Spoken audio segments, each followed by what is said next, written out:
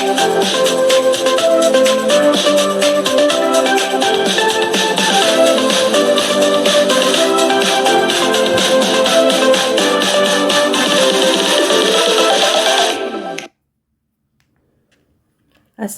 semua.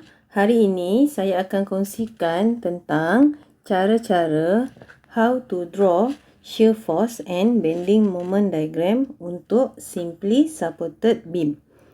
Sebelum itu, saya terangkan dahulu beberapa rules tentang shear force dan bending moment. Okey, yang pertama, find reaction and moment. Okey, so kita akan menggunakan dua equation iaitu summation of Fy sama dengan kosong dan equation yang kedua adalah summation of moment sama dengan kosong. Kemudian kita akan lukiskan shear force diagram diikuti dengan bending moment diagram. Seterusnya kita akan kira dan cari shear force dan bending moment maksimum. Okey. Ada dua common features untuk shear force dan bending moment diagram. So, kita lihat kepada tabel ini. Jika loading tersebut adalah berbentuk uniform distributed load ataupun UDL, shear force diagram adalah berbentuk linearly decrease from positive to negative. Atau kita boleh lihat shear force berbentuk segitiga. Dan bending moment diagram adalah berbentuk parabola.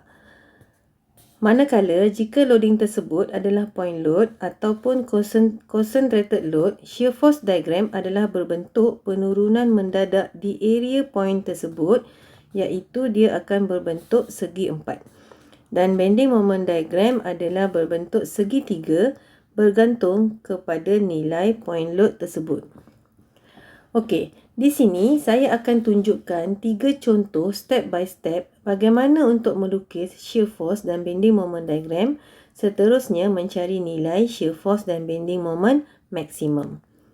So, kita tengok kepada contoh yang pertama, di mana contoh ini adalah untuk point load atau kita panggil concentrated load.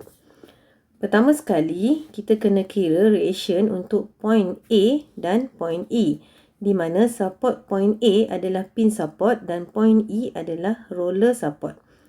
Okey, untuk reaction, kita akan menggunakan equation sum of moment sama dengan kosong. Jadi, untuk soalan ini, saya gunakan summation of moment A sama dengan kosong.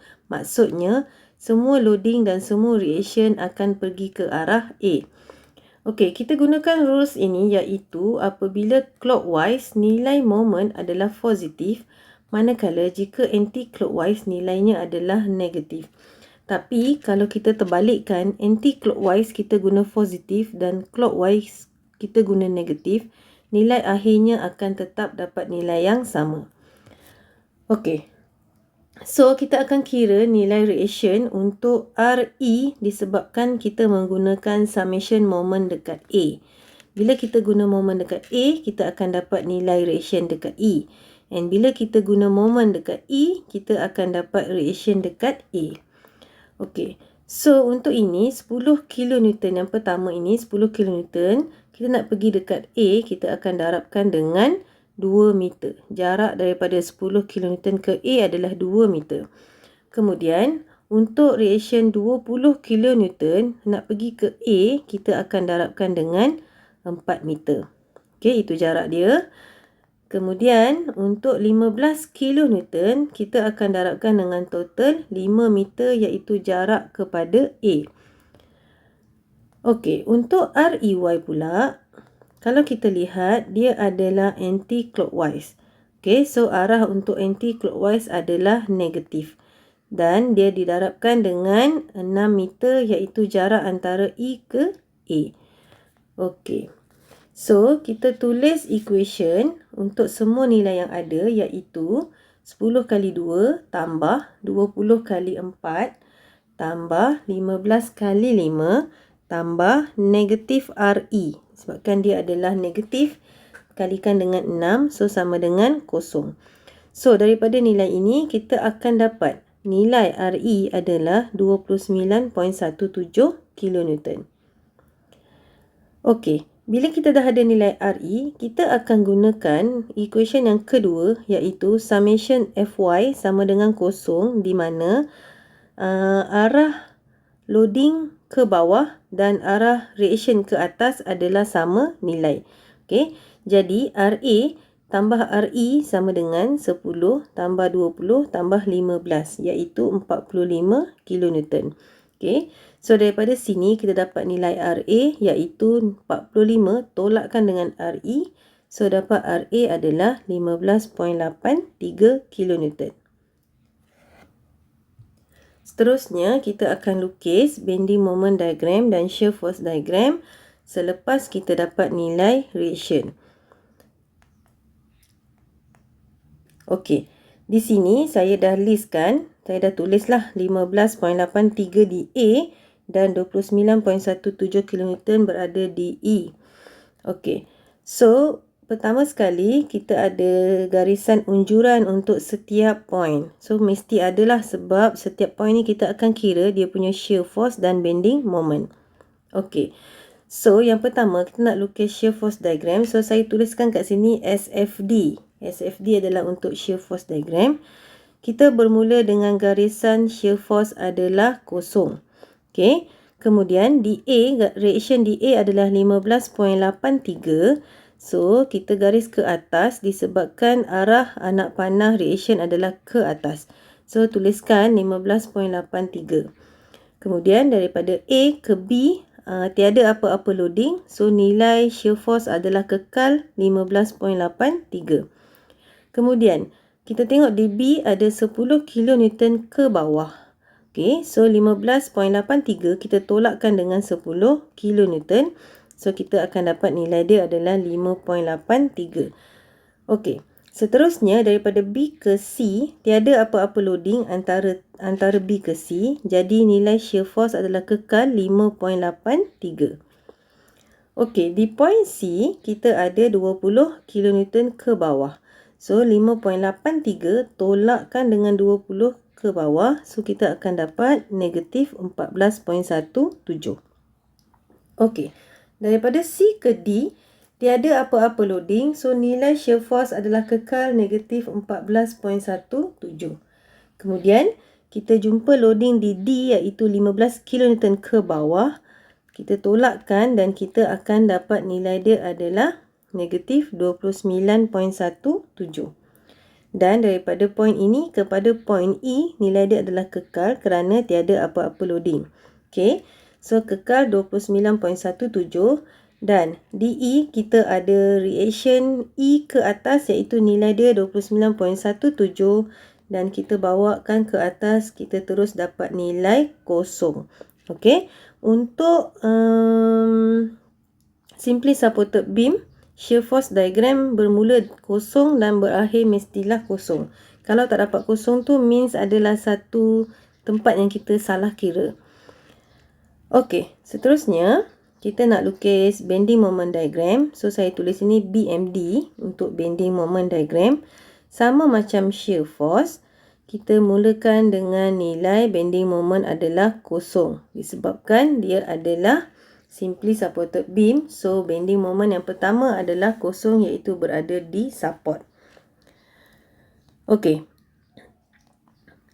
sebelum tu kita tengok gambar dekat shear force diagram. Yang pertama, segi empat pertama adalah positif. Yang kedua masih lagi positif. Ketiga dia dah jadi negatif sebab dia berada di bahagian bawah shear force kosong. Dan yang keempat adalah negatif. Okey, kita nak kira shear force diagram yang pertama adalah empat segi, gambar empat segi. Jadi untuk bending moment diagram, kita akan kira dia punya bending moment adalah luas kepada segi empat tersebut. Okey, di mana 15.83 kita darabkan dengan 2 meter. So kita akan dapat 31.66. So kita tandakan dia berbentuk segi 3.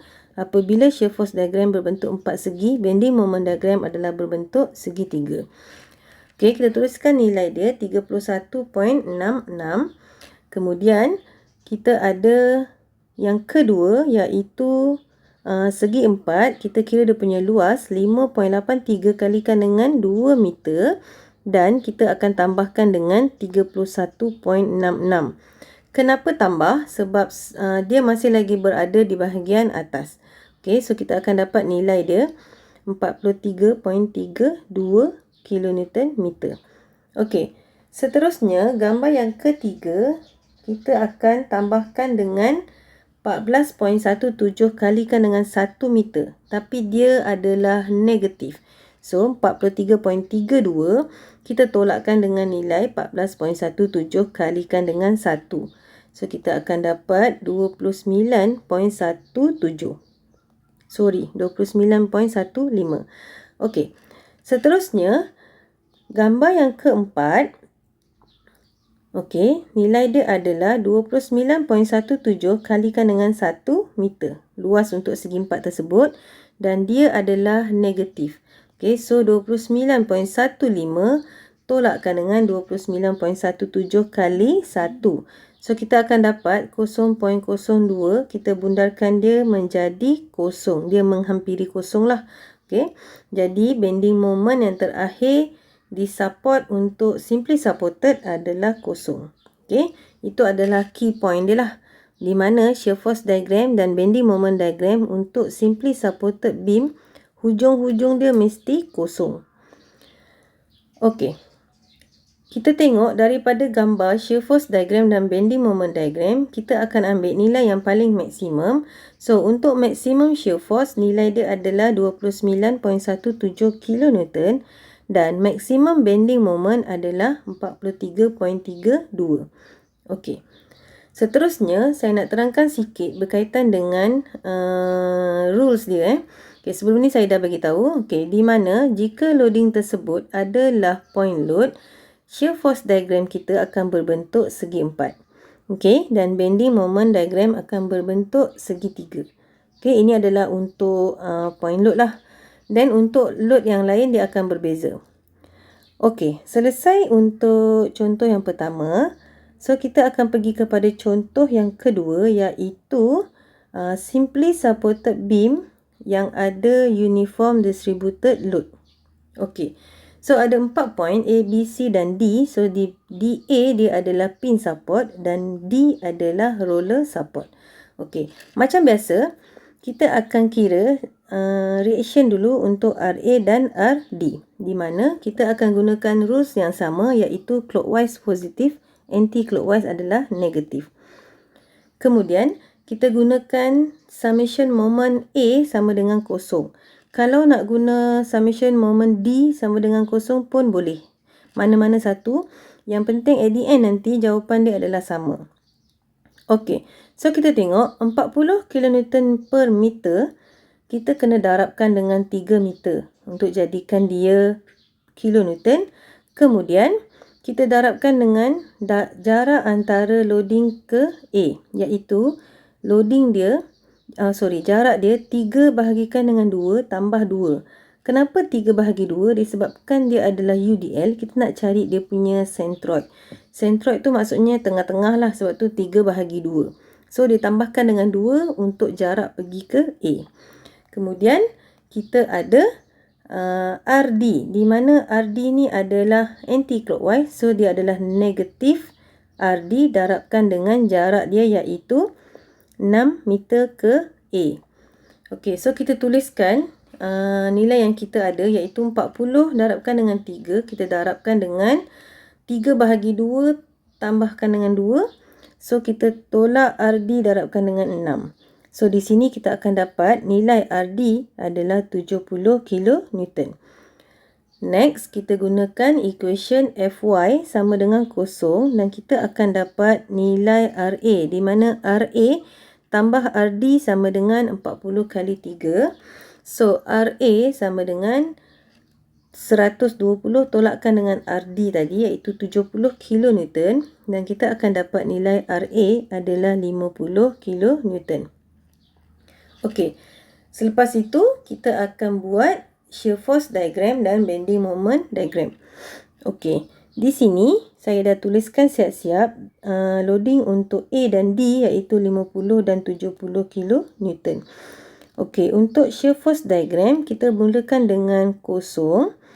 Kemudian kita tengok berada di A adalah 50 kN ke atas.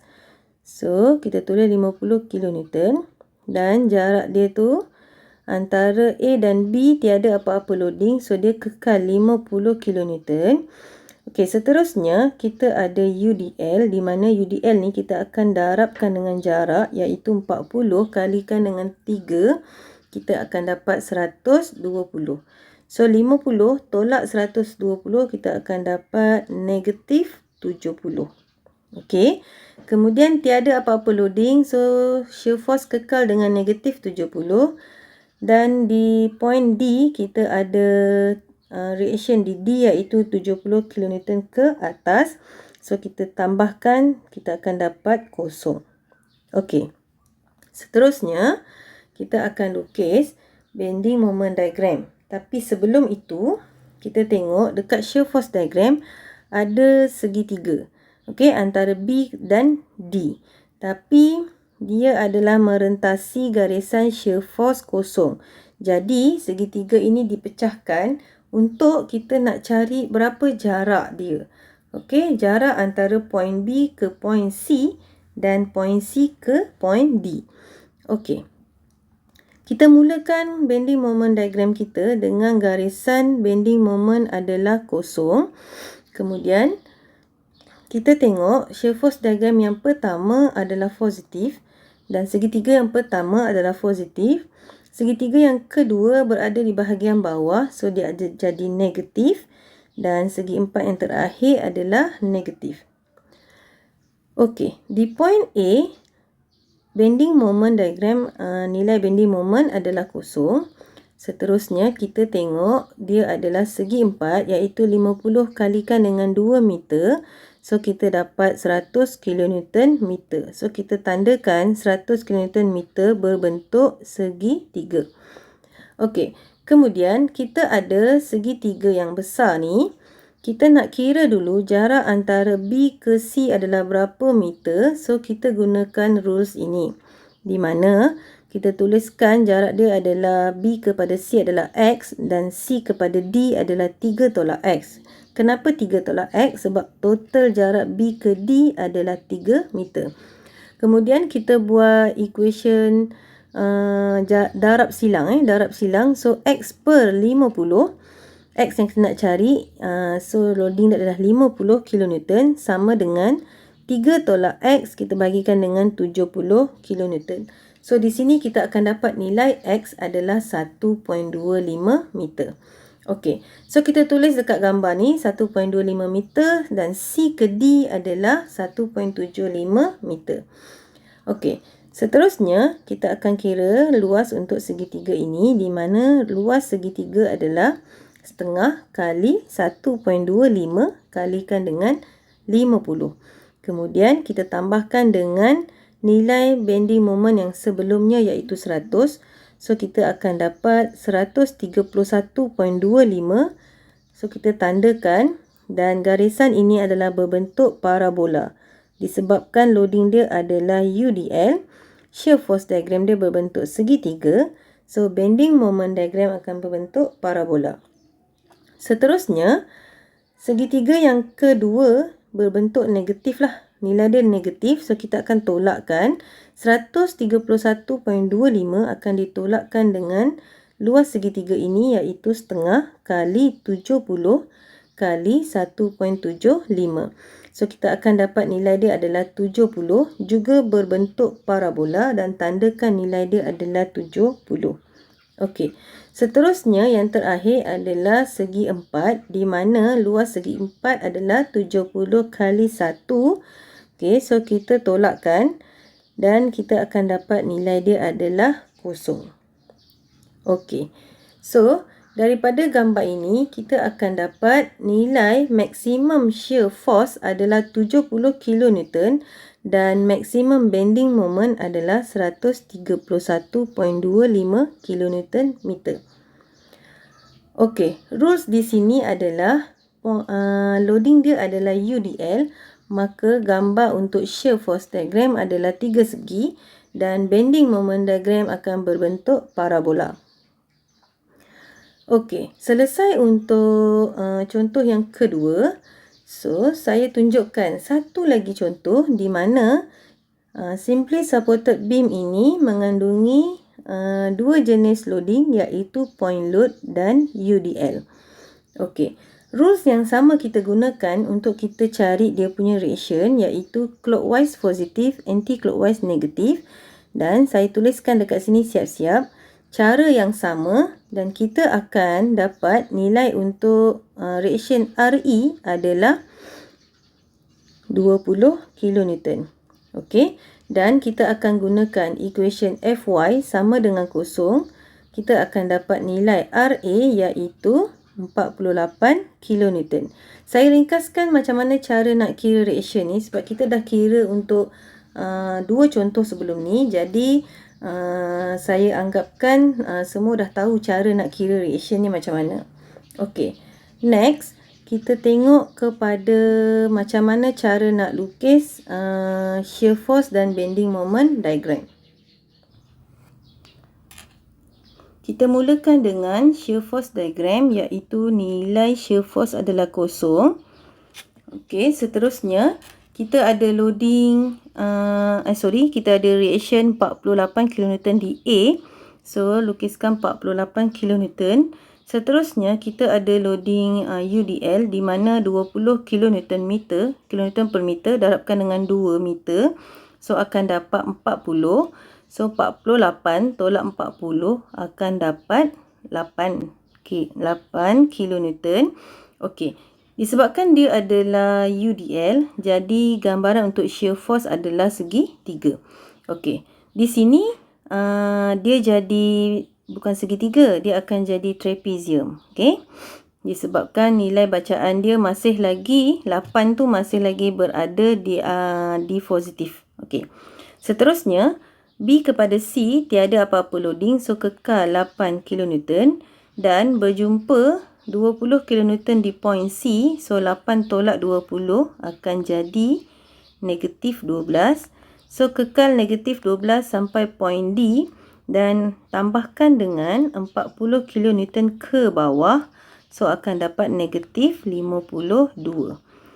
Kemudian sampai di point E kita ada 52 kN ke atas. Okey, so kita tolakkan dan kita dapat nilai dia adalah kosong. Seterusnya, kita nak lukis bending moment diagram. Di mana kita mulakan dengan bending moment adalah kosong. Dan kita akan tengok shear force diagram yang pertama adalah positif. Yang kedua masih lagi positif. Ketiga dan keempat nilai dia adalah negatif. Macam biasa, kita akan kirakan luas untuk trapezium yang pertama. So, luas trapezium setengah kali 48 tambahkan dengan 8 dan darabkan dengan 2, iaitu jarak dia. Dan kita akan dapat nilai dia adalah 56 berbentuk parabola. Kemudian, kita ada segi 4 yang kedua di mana 8 kali 1 tambahkan dengan 56. Dan kita akan dapat nilai dia adalah 64 berbentuk segitiga lah. Okey. Kemudian, segi 4 yang ketiga, iaitu 12 kali 1, 12. So, 64 tolakkan dengan 12, kita akan dapat 52. Dan yang terakhir, 52 darabkan dengan 1 dan ditolakkan dengan nilai sebelumnya adalah 52. Jadi, kita dapat kosong. Okey. So, bila kita dapat shear force diagram kosong, bending moment diagram pun kosong, maksudnya calculation kita ni adalah betul. Next, kita akan tengok maximum shear force adalah 52 kN dan maximum bending moment adalah 64 kN meter.